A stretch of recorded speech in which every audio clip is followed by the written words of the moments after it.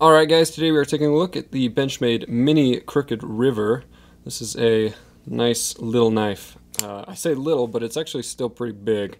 Overall length is 7.89 inches, blade length 3.4 inches of S30V steel. It's got a really nice shape to it with the clip point and that nice belly.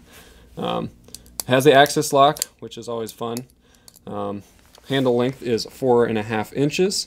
And it is Dymondwood here, and you've got your aluminum bolsters up there with the G10 backspacer right there. Now you have a pocket clip for tip up right or left-handed carry, and that'll do you nicely.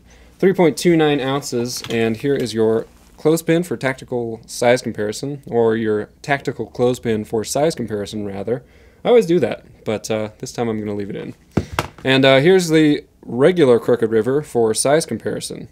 So I'll open them both up, give you an idea of like how large the big one is and how mini the mini one is.